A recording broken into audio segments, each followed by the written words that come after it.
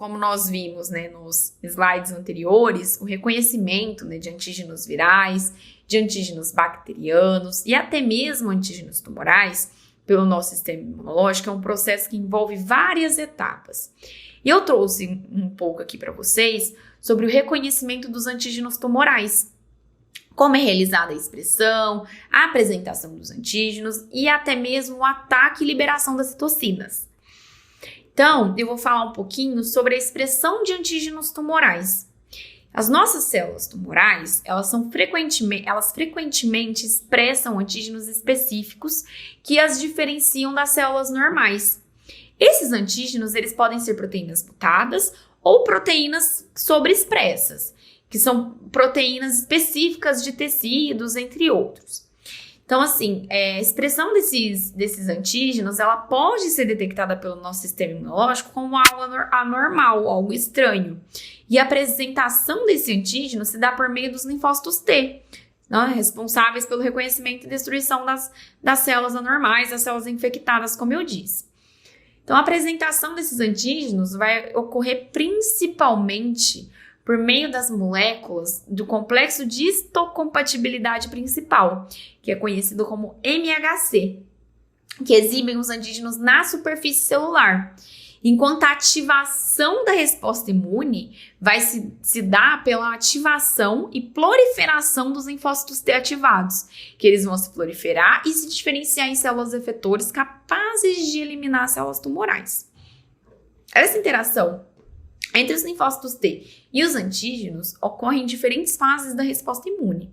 As células apresentadoras de antígenos, elas capturam esses antígenos tumorais, processam e apresentam aos linfócitos T. E os linfócitos T, específicos, né, para agentes tumorais, eles vão reconhecer através de seus receptores as células, e essa interação vai desencadear uma série de resposta imune, incluindo ativação dos linfócitos, produção de citocinas, para que seja realizado, né, por fim, a eliminação dessas células. Então, a amplificação da resposta imune, ela ocorre após a ativação inicial dos linfócitos para esses antígenos tumorais, que vão amplificar e aumentar a nossa resposta. Todo esse processo, ele envolve um aumento no número de células efetoras capazes de reconhecer e destruir as células tumorais. Então, além disso, outros componentes do sistema imune, como as células NK, os macrófagos, eles podem ser recrutados para o local do tumor para poder auxiliar na eliminação das células cancerígenas.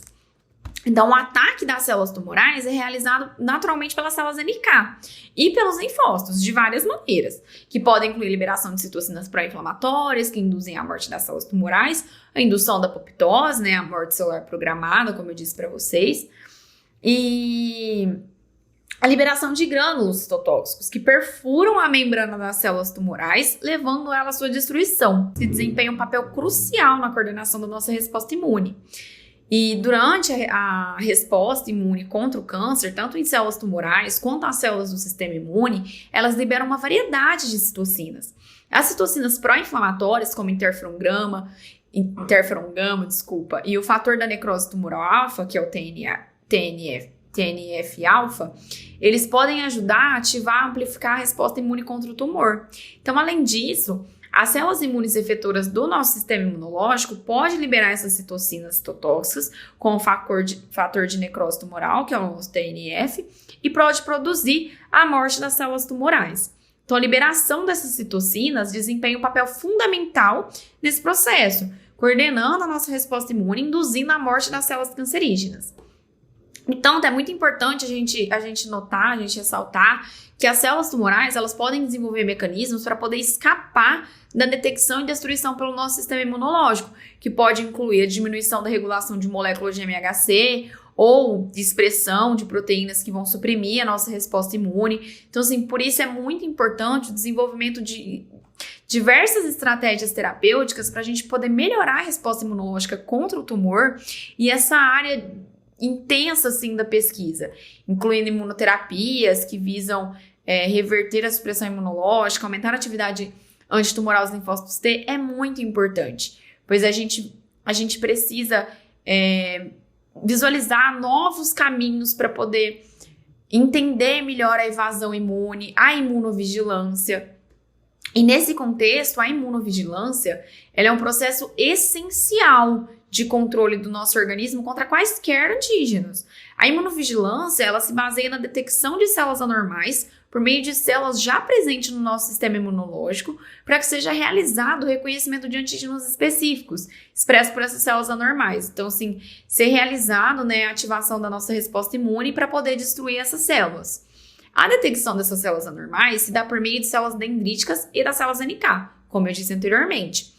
São responsáveis, né, por monitorar constantemente o nosso corpo em busca das células anormais, sendo elas infectadas, né, por vias bactérias, nesse caso as células cancerígenas, reconhecer essas células por meio da expressão aumentada das proteínas específicas e realizar a eliminação das mesmas.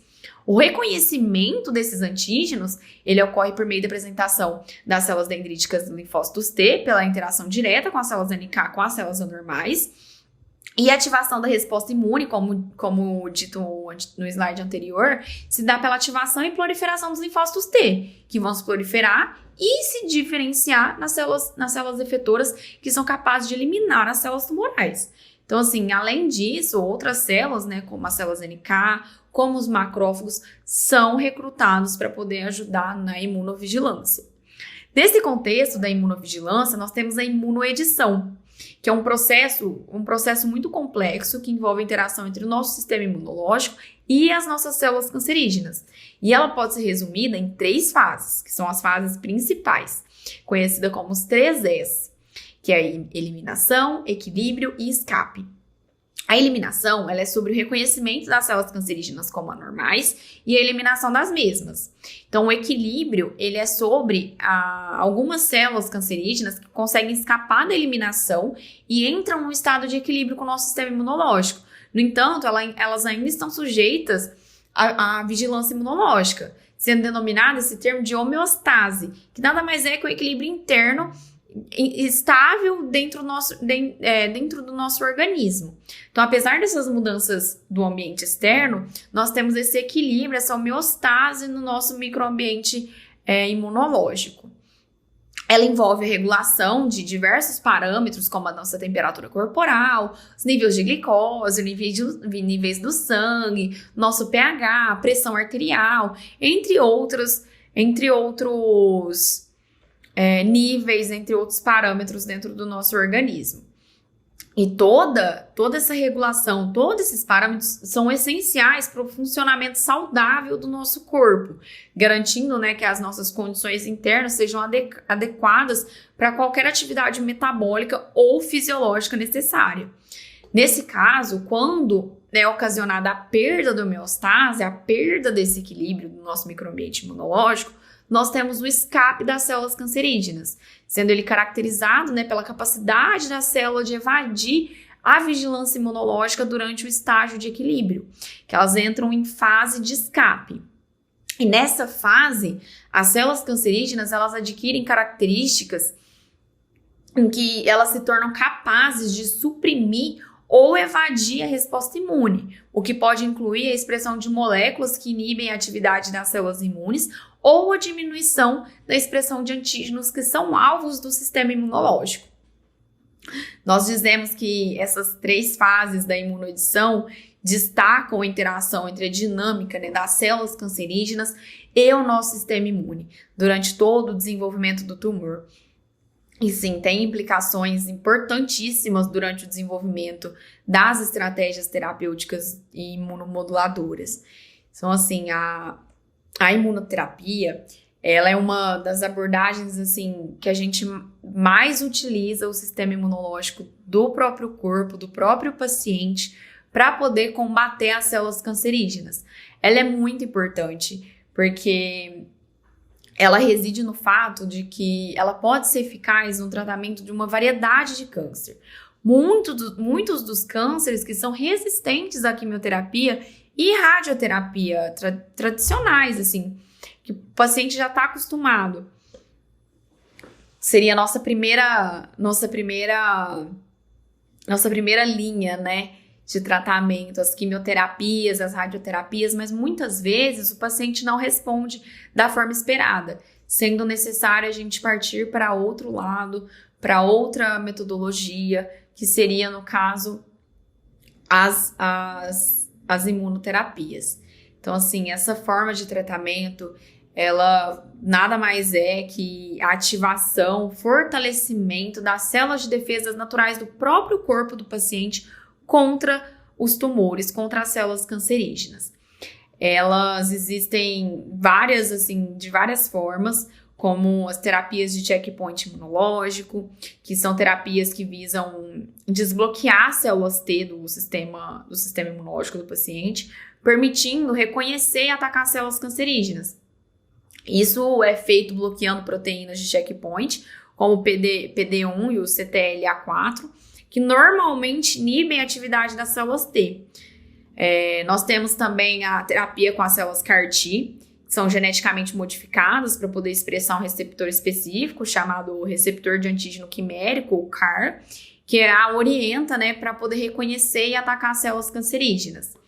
Enquanto nós temos também a terapia com as citocinas, que são alguns tratamentos com imunoterapia que envolve a administração de citocinas, como interleucina 2, que é o IL-2, ou interferon, que visam estimular a atividade das células imunológicas também. Então, o processo da imunoterapia no câncer, ele envolve várias etapas, como diagnóstico e avaliação, seleção de tratamento, administração do tratamento, monitoramento e acompanhamento. E assim, a imunoterapia, ela tem o potencial de melhorar significativamente os resultados para muitos pacientes com câncer, oferecendo uma abordagem de tratamento mais direcionada, menos tóxica em comparação com outras terapias convencionais. Mas, no entanto, nem todos os pacientes respondem à imunoterapia de forma satisfatória. Muitas pesquisas ainda são necessárias para a gente poder entender melhor os mecanismos subjacentes e identificar biomarcadores que possam prever respostas ao tratamento. Então, assim, nós temos várias terapias, como eu disse. Agora eu vou falar um pouquinho para vocês sobre o potencial imunoterapêutico das células NK. As células natural killer, como vocês viram, elas são importantíssimas no reconhecimento e eliminação de patógenos, podendo ser eles, né, as células cancerígenas. Então, o potencial imunoterapêutico com as células NK, ele reside nessa capacidade de identificar e destruir as células. Mas, assim, ela pode ser utilizada de várias maneiras. Pode ser utilizada a terapia com as células NK, que são isoladas, né? As células NK, elas são isoladas de pacientes, são expandidas em laboratório e depois elas são administradas no paciente para poder atacar as próprias células cancerígenas. Isso pode ser feito por uma terapia autóloga, usando as próprias células do paciente, ou alogênica, usando as células de um doador compatível. Mas as células NK também, elas podem ser combinadas com outras terapias, como as terapias de checkpoint imunológico, de anticorpos monoclonais, para poder aumentar a sua eficácia, direcionando o tratamento contra as células cancerígenas. A maioria das pesquisas hoje, elas estão em andamento para poder melhorar as características das células NK, por meio da engenharia genética, como a introdução de receptores quiméricos, que é o CAR-NK, para poder aumentar a especificidade e a eficácia contra as células cancerígenas. O potencial imunológico das células NK, ela oferece assim, uma abordagem muito promissora para o tratamento contra o câncer, em especial para aqueles pacientes cujos tumores eles não respondem às outras terapias e que desenvolvem resistência ao tratamento convencional. Na maioria dos casos, as células NK, elas são utilizadas para esses tratamentos por meio das células tronco da medula óssea ou do cordão umbilical. As células, elas são tratadas, elas são expandidas em cultura in vitro nos laboratórios com auxílio de citocinas e fatores de crescimento.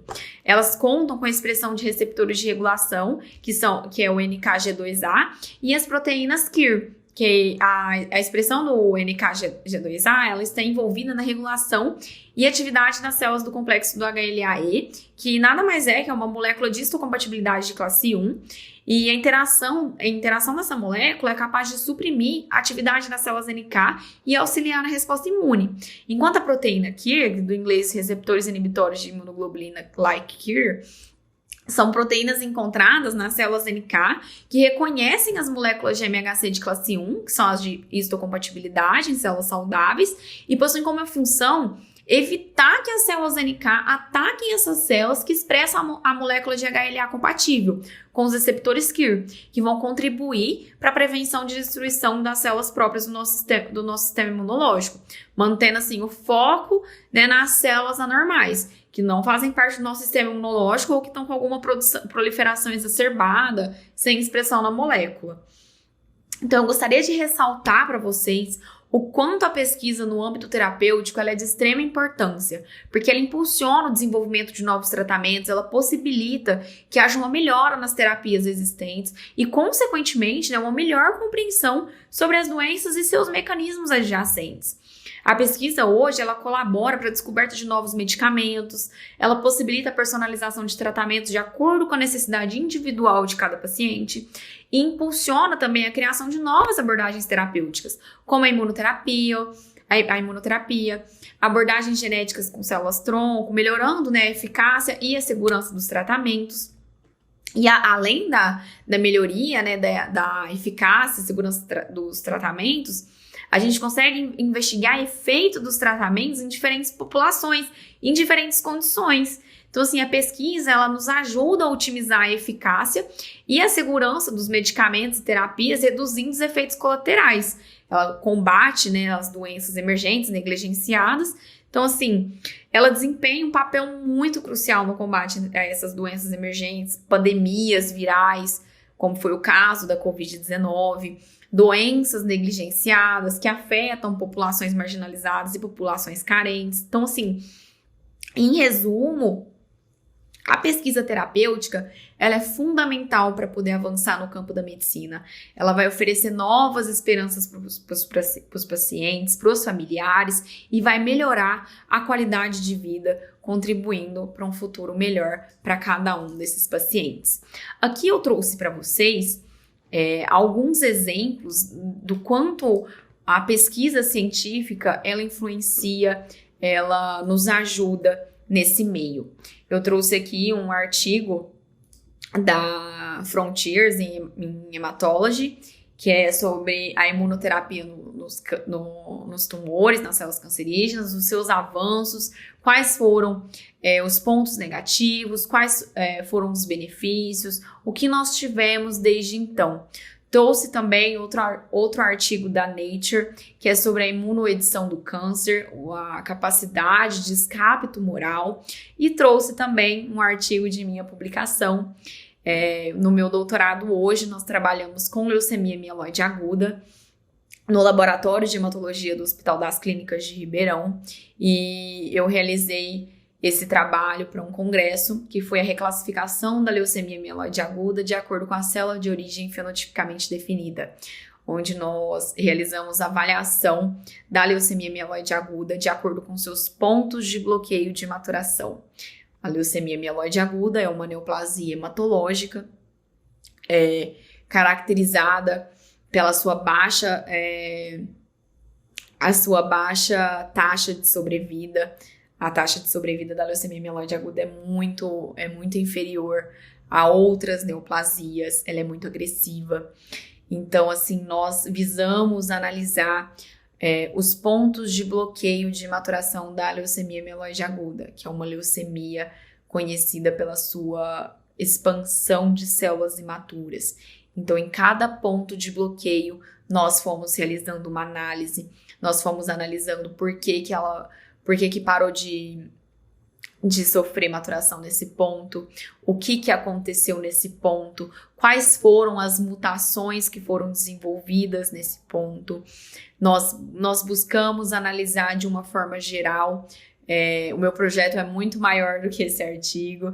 Eu espero poder trazer para vocês nas próximas aulas um pouco mais sobre a leucemia mieloide aguda, sobre outras neoplasias hematológicas, para a gente poder aprofundar um pouco mais na pesquisa, a gente poder visualizar a importância da pesquisa no âmbito terapêutico.